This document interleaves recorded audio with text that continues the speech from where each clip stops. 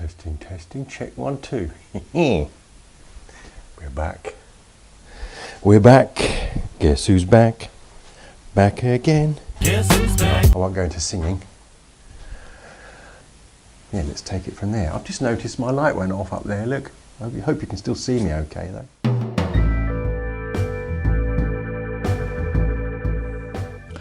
Testing, testing. Can you hear me? Hello out there. Testing, testing. Where am I going to put you today? I never know where to put my camera. Hello out there. Welcome back to the channel. Back again. Tell a friend. Right, that's enough of that. I can hear the bells.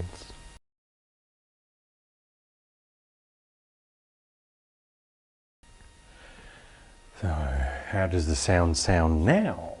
See how things are sounding, because I'm talking to you to see what it sounds like.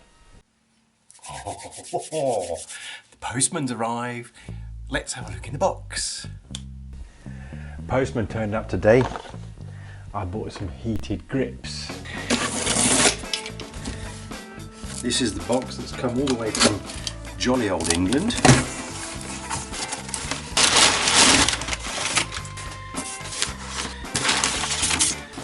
So, €220 for that.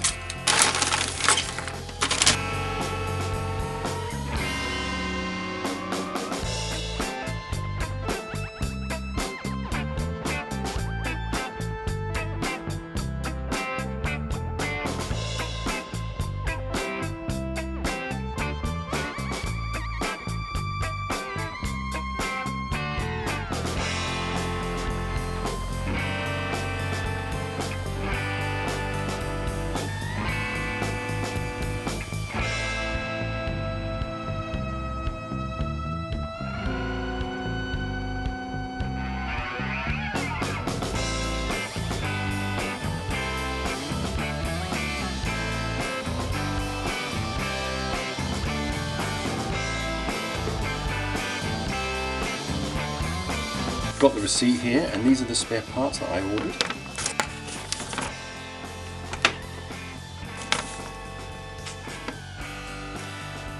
And yeah, so these are the bits I've ordered here from a shop here in Germany, but they've obviously bought the stuff from England. So let's take it from there.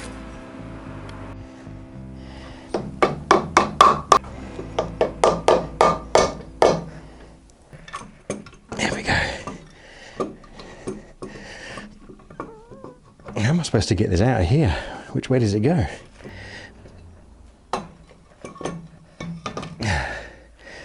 Top job.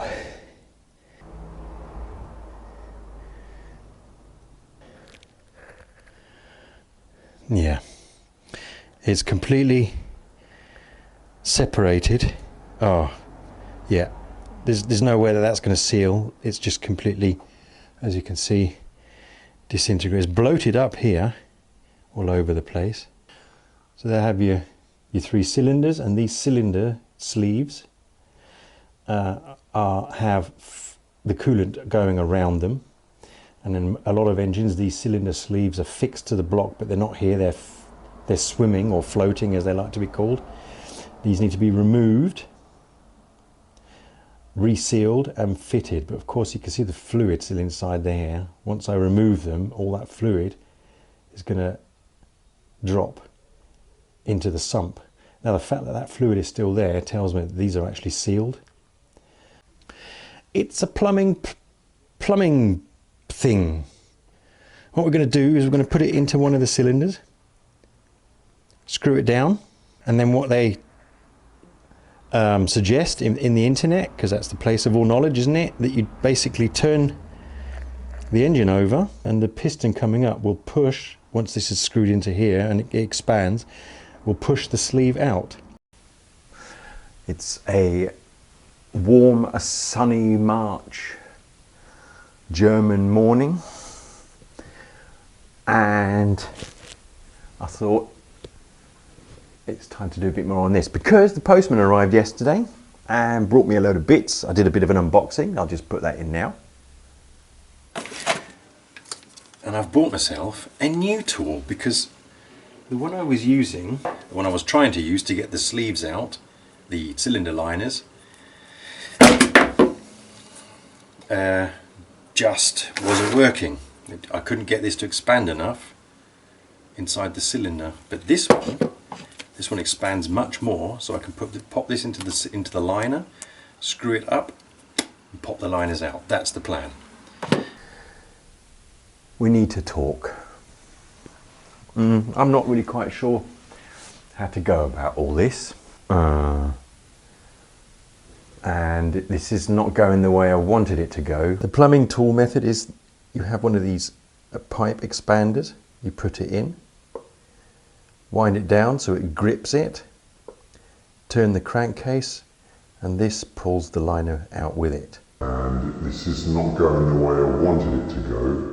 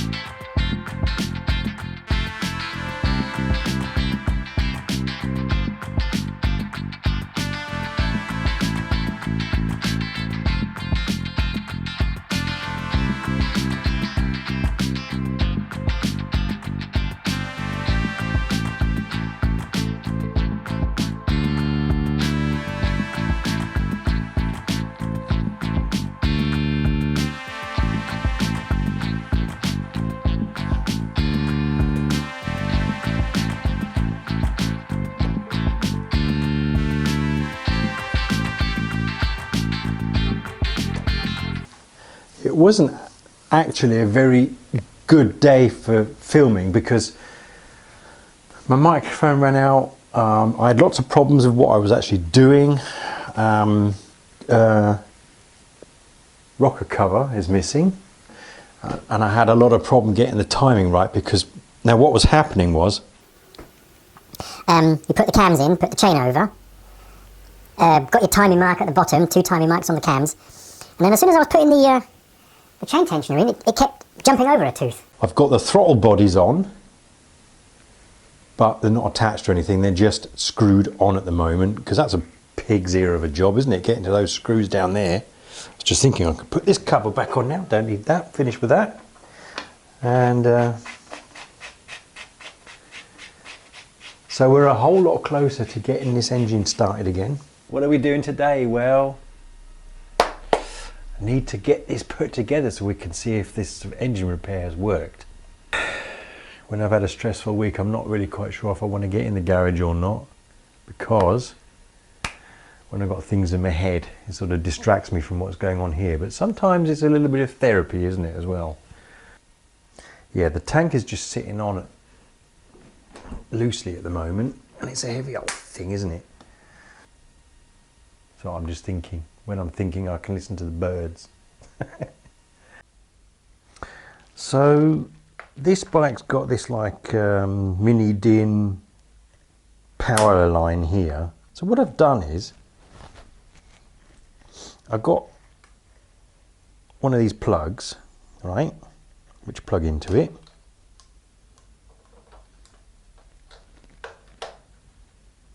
And on the other end,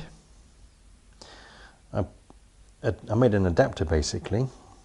So it's a cable with a plug on the end, and I can just attach that to the to my battery charger, my tender. I don't have to keep going off the battery then, I can just do it straight off here. So I'll just plug that in there because I do think the battery needs a bit of power.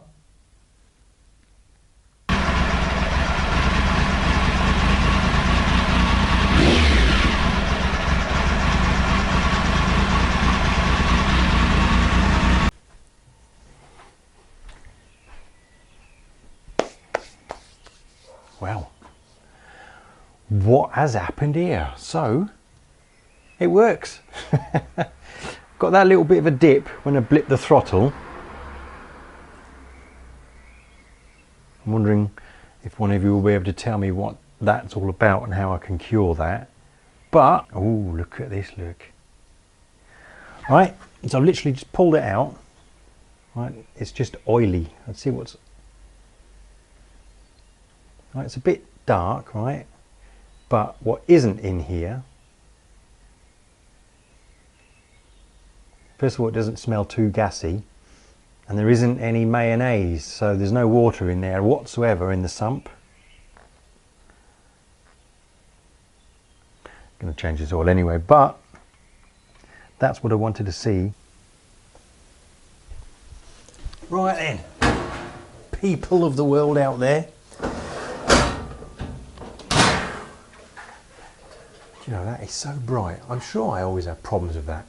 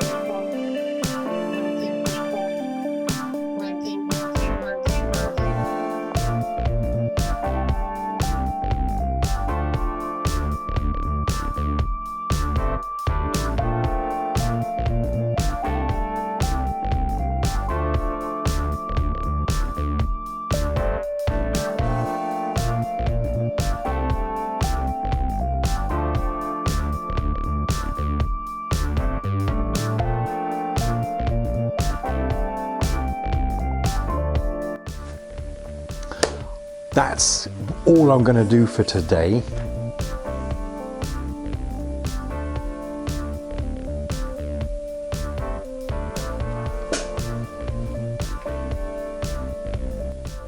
And I'll see you on the next video.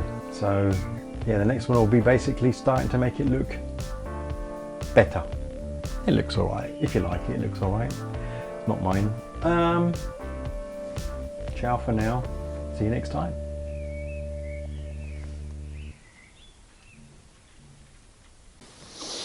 So now it's a case of tidy this mess up and yeah, make a plan for the rest of the bike to get it back together.